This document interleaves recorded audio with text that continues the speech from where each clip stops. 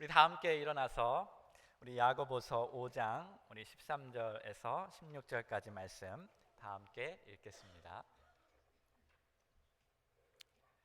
야고보서 5장 13절부터 16절 말씀입니다.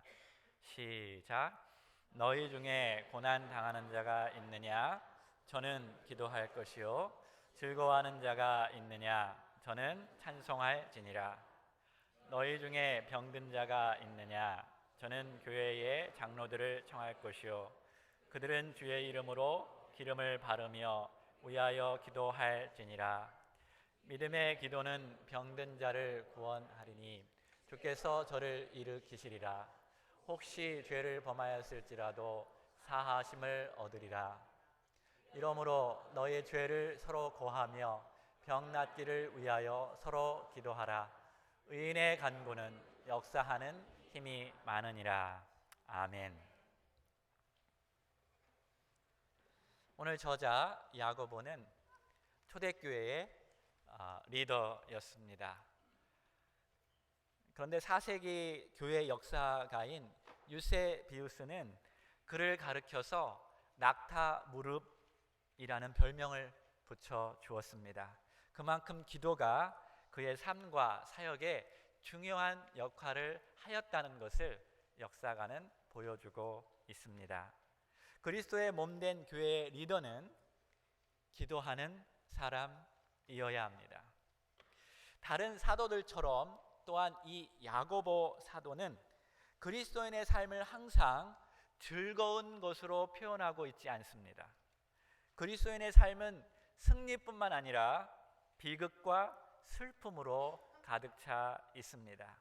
질병과 아픔들이 찾아오고 죄가 우리를 가두어 놓습니다. 우리 그리스도인은 또한 세상 사람들처럼 무엇이 앞으로 우리에게 찾아올지 아무도 모릅니다. 어떤 이는 갑자기 사고를 당하게 되고 또 어떤 이는 가족 중에서 갑자기 아파서 삶이 순식간에 변하는 그러한 고통을 경험하게 됩니다. 게다가 죄가 얼마나 우리를 아프게 하고 상처를 주는지 모릅니다. 죄를 짓는 순간 그 죄가 자신을 파괴하고 가족을 파괴하고 공동체를 파괴하고 우리 이웃을 파괴하고 아프게 합니다. 어쩌면 이 순간에도 우리의 잘못된 선택 때문에 그 결과로 오늘을 고통 가운데 살아가는 분들도 이 자리에 계신 줄 알고 있습니다. 야고보는 오늘 본문 속에서 우리에게 네 가지 상황을 소개하면서 우리에게 기도할 것을 당부하고 있습니다. 첫 번째로 우리 그리스도인들이 고난 당할 때에 기도하라고 말씀하고 계십니다. 13절에 너희 중에 고난 당하는 자가 있느냐? 저는 기도할 것이요. 이 야고보가 사용했던 고난은 모든 종류의 고난을 다 포함하고 있습니다. 우리가 인생에서 겪고 있는 고통들, 죽음이나 아픔이나 실망이나 박해 또한 다 포함되어 있는 고난을 말하고 있습니다. 시편 34편 4절에도 우리가 공경에 처할 때 너희가 하나님께 호소하고 기도하라고 말하고 있습니다. 공동 번역에 야훼 찾아 호소할 때에 하나님께서 들어주시고 몸서리 쳐지는 공경에서 건져 주셨다라고 말하고 있습니다. 우리가 공경에 처하면 얼마나 두렵습니까? 그럴 때에 주님께 호소하라는 것입니다. 기도는 성도에게 주어진 특권입니다. 언제나 어떤 상황에 따라 어디에든지 우리는 심령으로 하나님께 호소할 수 있습니다. 성경은 고난이 특별한 어떤 사람에게 있는 것이 아니라 모든 사람에게 있다라는 것을 일반적으로 가르쳐주고 있습니다. 사도 베드로는 베드로전서 4장 12절에서 그것을 여러분이 이상하게 여기지 말라고 말하고 있습니다. 베드로전서 4장 12절입니다. 우리 다 함께 읽어보겠습니다. 시작.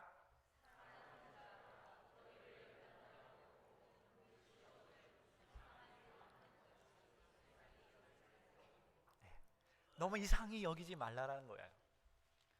이게 지혜입니다. 우리가 참을 수 없는 불시험을 당할 때에 숨을 쉬고 하늘을 바라보며 기도하라는 것입니다. 특별히 우리 그리스도인들은 그런 불시험을 당할 때 하늘의 지혜가 필요합니다.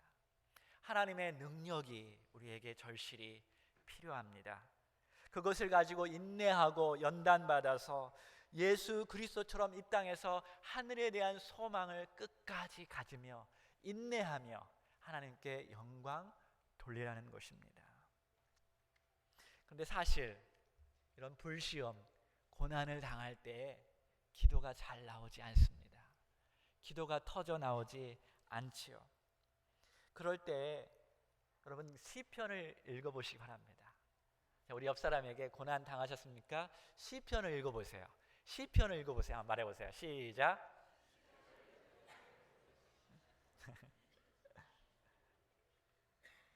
고난 안 당한 사람은 읽지 않아도 돼요.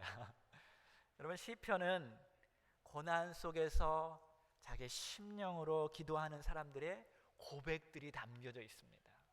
그래서 시편을 읽다 보면 고난 속에서 젖어들지 아니하고 고난 속에서 주저앉지 아니하고 그 속에서 기도로 승화할 수 있는 그 무엇인가가 그 속에 담겨져 있습니다. 그래서 시편을 읽다 보면 희한한 힘이 샘솟듯 일어나게 됩니다. 고난 당할 때 기도하세요. 두 번째로 기뻐할 때 찬양하세요. 즐거워할 때 찬양하세요. 13절에 즐거워하는 자가 있느냐 저는 찬송할지니라. 야고보서는 여기에서 우리 모든 사람들이 같은 시간에 고난을 다 함께 받는다고 말하고 있지 않습니다. 각 사람 동안 고난을 당할 때가 있고 또 기쁨을 느낄 때가 있습니다. 저는 하나님께서 우리의 개인의 삶도 우리의 가족의 삶도 조절하지만 우리 공동체의 삶도 여전히 컨트롤하고 밸런스를 가지고 조절한다고 믿습니다. 왜냐하면 우리가 서로 돕도록 하기 원하시기 때문입니다. 그러므로 교회 안에서 이 고난당할 때 기도하고 기뻐할 때 찬양하는 것이 이 골고루 이루어져야 합니다. 그럴 때 우리의 모든 공동체에게 유익이 오는 것입니다. 요즘 새로 오시는 분들이 저에게 말합니다. 요즘 많이 고난을 가지고 교회에 왔는데 우리 아침에 부르는 찬양 가운데 너무 많은 힘과 용기를 받았다고 저에게 말해주는 것을 들었습니다. 고난 속에 있으면 찬양도 나오지 않습니다. 그러나 앞에서 힘있게 찬양하고 옆에서 힘있게 찬양하고 뒤에서 힘있게 찬양하면 내 속에 있었던 감춰졌던 그 무엇이 풀어지면서 찬양이 하나님께 올려지고 하나님과 영적으로 교통하는 것을 경험하게 됩니다. 또한 누군가가 나는 기도할 수 없어서 그냥 속으로 안타까운 가운데 있을 때 누군가 기도해주고 눈물을 흘려주고 소리를 내서 기도할 때 나도 모르게 하나님께 기도하는 것을 경험하게 됩니다. 기도가 잘 나오지 않습니까? 여러분 토요일날 아침 새벽 기도에 나오십시오. 다 함께 기도할 때 기도의 문이 열리게 되는 것입니다. 성숙한 그리스도인들은 많은 고난을 겪은 사람들입니다. 그 고난 속에서 연단되어진 성숙한 그리스도인이 진짜 그리스도인들입니다. 그들을 바라볼 때 각각들을 바라볼 때 보면 그의 삶은 참 고난이 많습니다. 고통이 많아요. 어려움이 많습니다. 그런데 자세히 또 들여보면 그 속에 뭔가 모르는 기쁨이 있는 것을 제가 보게 됩니다. 그것은 그들 안에 있는 그리스도로 인해서 그들이 기뻐하는 것을 보게 됩니다. 그래서 찬양이 언제나 그들의 삶에 항상 그들의 입가에 흐르고 있습니다. 얼굴이 밝지 않고 어둡고 인상이 차갑다고 스스로 느껴진다면 여러분 찬양을 많이 부르시기 바랍니다. 그러면 얼굴이 환해집니다. 여러분 믿습니까? 네. 괜히 화장품만 많이 낭비하지 마시고 찬양을 많이 하면 여러분 얼굴이 환해집니다.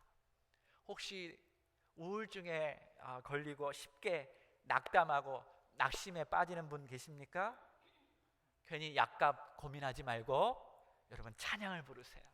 믿음이 있고 소망이 있고 사랑이 있고 은혜가 넘치는 찬양을 막 부르세요.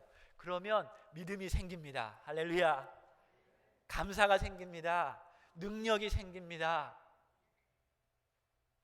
찬양을 부르세요. 고난당할 때 기도하고 기쁠 때 찬양을 부르세요.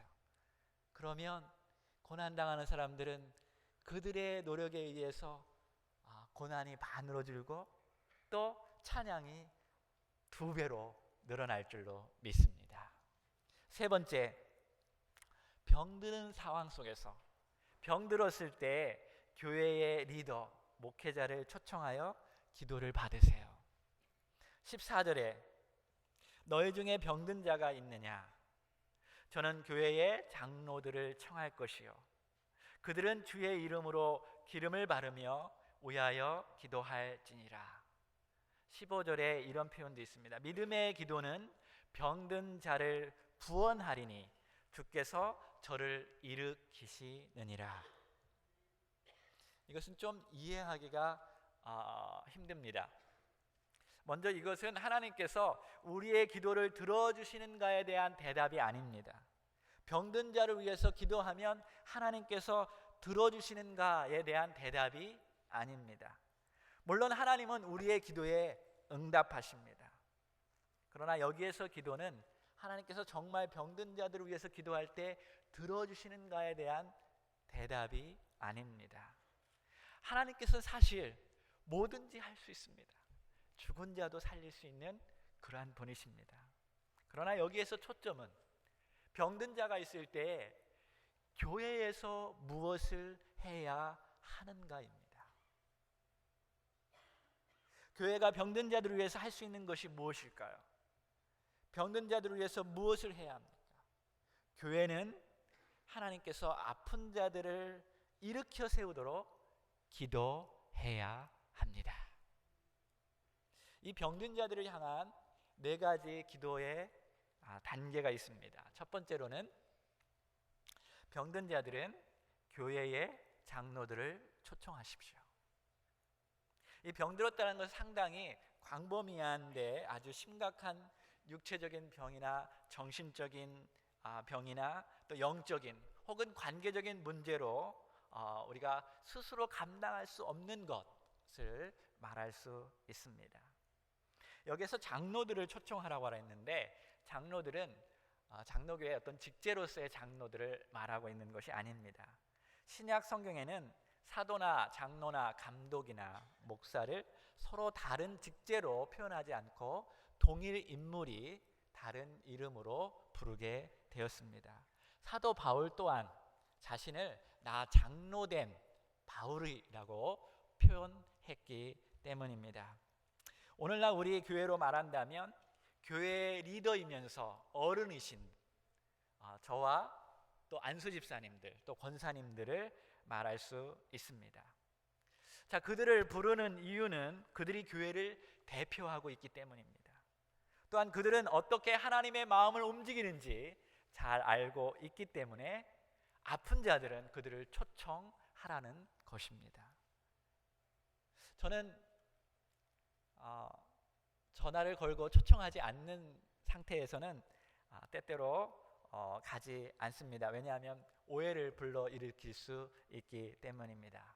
물론 특별한 경우에는 불쑥 찾아가서 기도하고 신방할 때가 있지만 초청받지 않은 상태에서는 우리 가지 않습니다. 때때로 말할 수 없는 문제로 혼자 오기를 원하는 여성분들이 있다면 저는 혼자 가지 않고 꼭 어르신들, 권사님들을 모시고